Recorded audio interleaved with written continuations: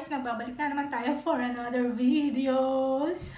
So kahapon pala guys is may pinuntahan kami at nakita nyo naman yung place na pinuntahan namin na sobrang ganda. So ang klima yesterday guys is hindi siya umuulan. So may hinatid ang asawa ko na 3 lalaki na mga turista dito sa lugar nila at gusto nilang makita yung mga gandang places at pumunta kami doon. So ang binayad nila sa aking asawa is 700. Kung sinabi namin na 800, magbabayad sila. No? So, ang pera na ginagamit nila when they are traveling, sometimes they are using cash. Mostly dollar ang ginagamit nila pang bayad, guys. So yun. So, nung sumama ko, syempre, guys, kasi inarkila nila yung aking asawa. So, sumama ako at pumunta kami sa may beach. Nakikita nyo naman yung place na pinuntahan namin. May magandang places doon na para mag-walking ka.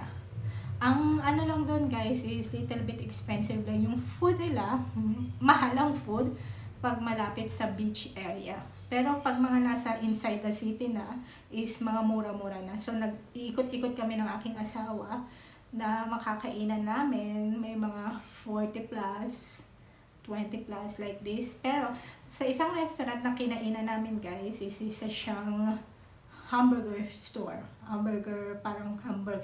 Pero hindi lang siya hamburger na tinitinda nila. Maraming mga klase. Katulad nung in-order namin na may kanin, vegetable, eggs, and meat.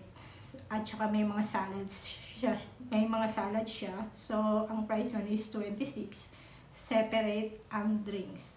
So, nung in-order namin yun guys, is nagbayad kami total na mga 58 lang siya guys. Kasi guys, yung may mga nakita kaming mga restaurant, sobrang mamahal nila. Pag alam mong nasa tapat lang ng mga beach area, pag may mga restaurant na may mga magandang view, mga ganyan, talagang very pricey lang siya. So, yung place na yun guys is para sa mga tourist people lang yun doon guys. No? Siguro may mga normal na tao na nag-stay doon pero marami po silang datong.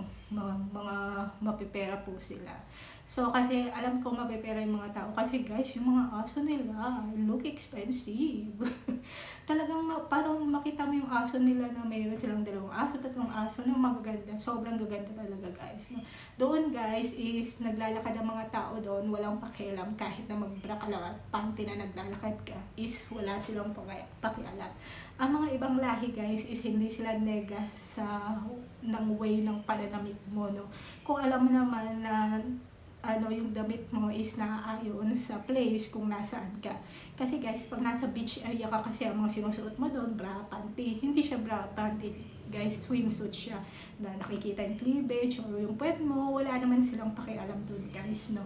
Hindi po sila judgmental.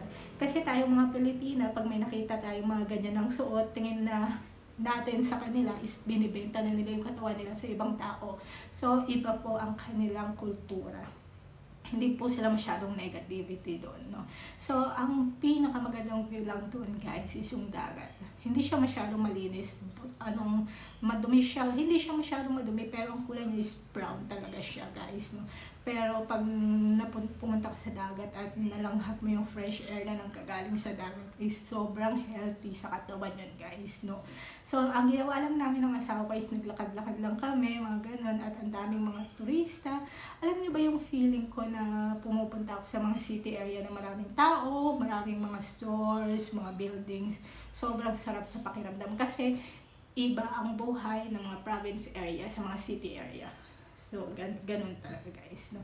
So, ang naglakad-lakad lang kami ng asawa ko kaso mainit siya actually guys. No? So, yung asawa ko kasi talagang hindi siya masyadong malakas sa init.